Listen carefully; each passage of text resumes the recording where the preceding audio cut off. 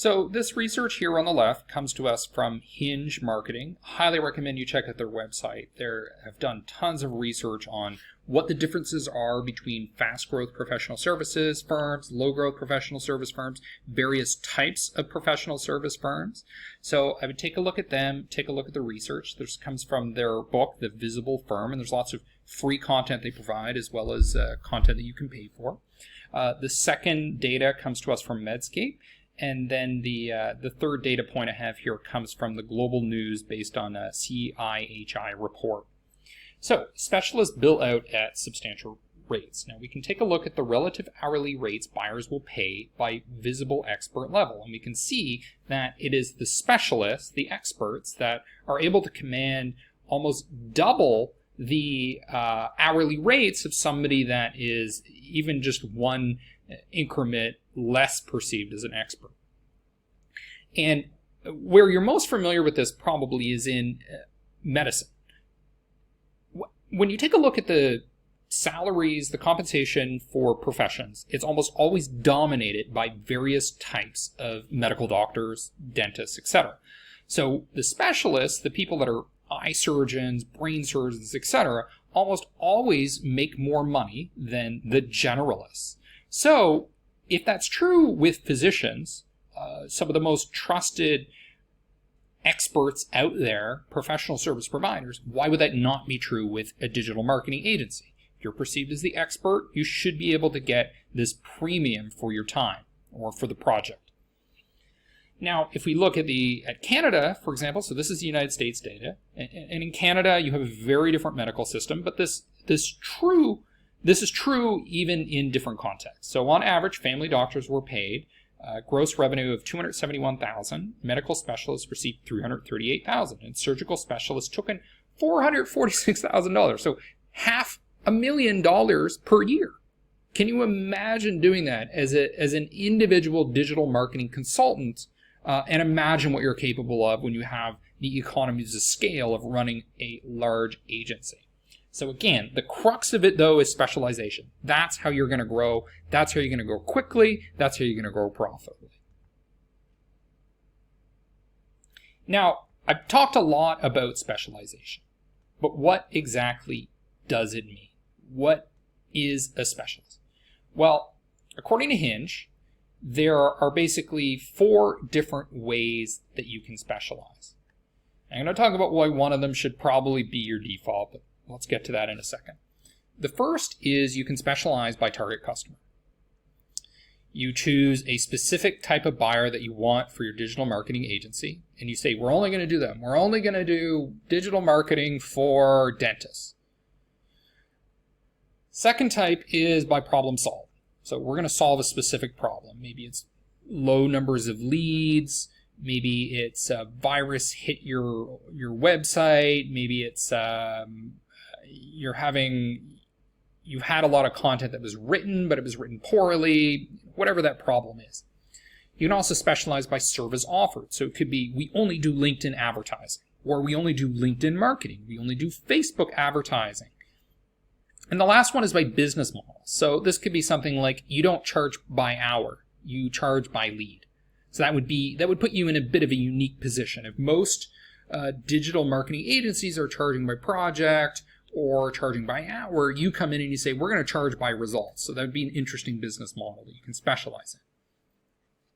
Now, one of the most important things I want to highlight here is that these are not mutually exclusive. So you can actually specialize in multiple overlays of these. So for example, your target customer may be dentists, and you're going to help dentists get more customers, but you also specialize in the service. So the way that you do that may be through Google Ads or LinkedIn Ads or something like that. Or you can say, we solve a specific problem for a specific customer using a specific service and a special business model. So you can specialize in multiple layers of these. And the reason that you can specialize so narrowly, as I pointed out before, is that professional service firms don't need a lot of revenue to justify their existence. You are not running Apple. You are not running Procter & Gamble. You only need so many customers to be viable. And the way that you're going to be the most profitable with a limited number of clients or customers is through narrow specialization. Plus, you only have so much time. And because you have a fixed amount of time to be able to render professional services as a digital marketing agent, then that means you need to focus it where it's going to be most profitable, and it's going to be most profitable in a narrow niche where you specialize. So these are different ways to specialize, but I would say that by default, unless you have a good reason to go in another direction, is to specialize by target customer. The reason that it is the easiest way to specialize is because it makes your marketing a joke. Okay?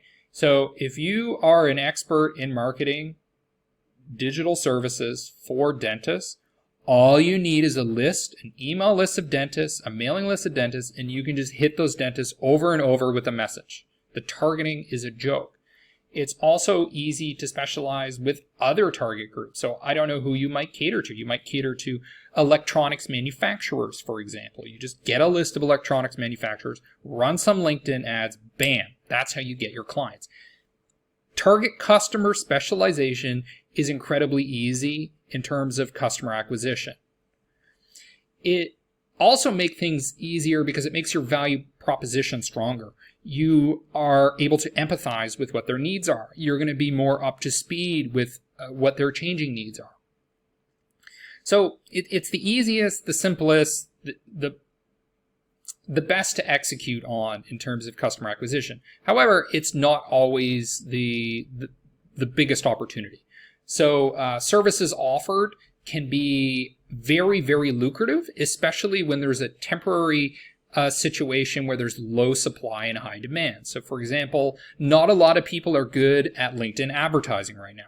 I'm pretty good at LinkedIn advertising, and as demand for that goes up, I'm going to be able to ride that wave and get a lot of clients through that. So if there's a sudden demand for something like account-based marketing's hot right now, or artificial intelligence chatbots, things that suddenly have huge demand across various types of target customers are things that you can hop on. Now, the risk there, however, when you specialize by service, is that sometimes those things follow trends, and the trend is going to end.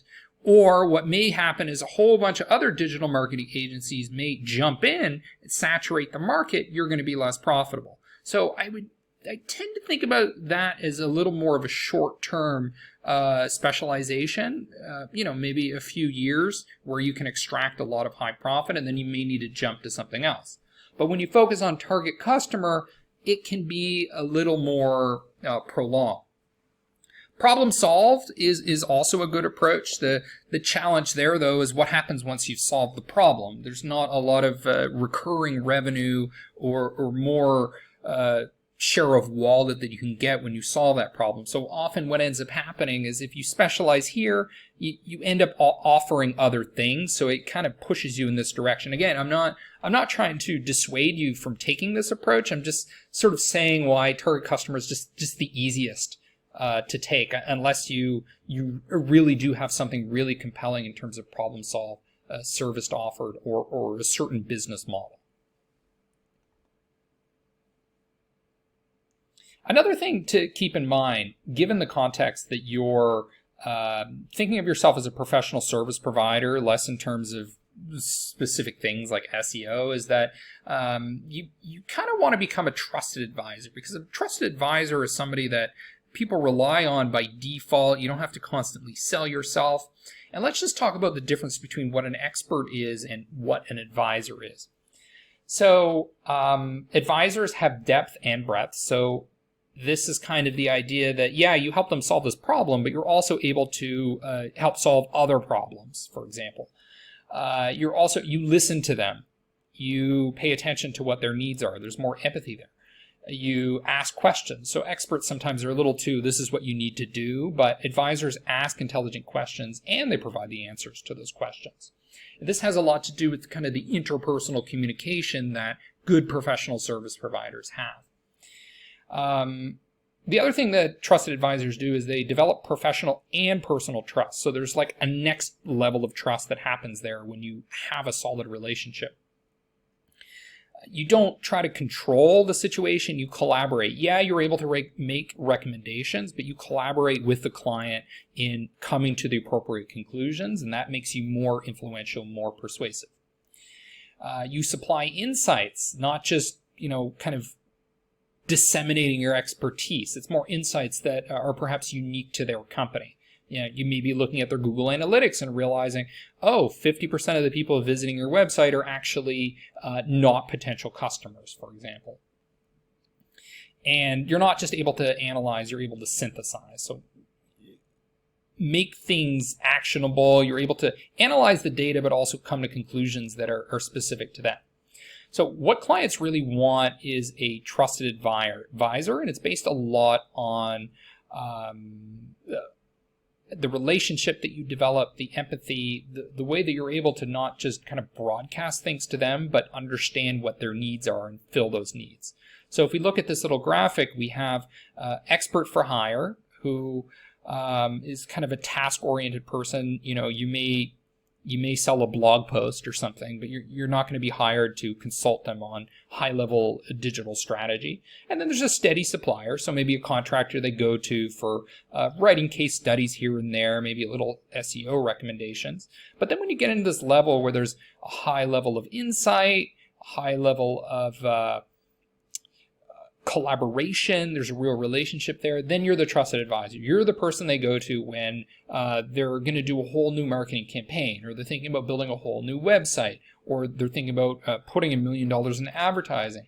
That's kind of the position you want to be in. You want to be the professional, the high-level professional that they turn to and trust by default when these needs arise, when there's some sort of trigger event that happens. Okay, another thing that you want to do as a professional service provider is focus your messaging on end results, on outcomes. Okay, it's not just about you and what you provide. So let's read a couple quotations here. Clients don't purchase your services and products. They buy your promise to work with them in creating a more favorable future as they define it. High growth firm focus on the end result, not their firm's qualifications. It's very, very tempting when you start marketing your digital marketing agency to talk about, we're certified in Google, we have our MBA, we're the best, blah, blah, blah. But really, what is the client interested in? They're interested in end results. So it's much better to use something like a case study. Okay, we generate 230% more marketing qualified leads and sales qualified leads. We generated $440 million in incremental revenue. It's the outcomes, it's the rankings, it's the results that you get. That's what you want to promote in your marketing communications in general. Now, as support for that is your credentials. It is going to be talking about yourself, but it's the outcomes focused approach is the best approach.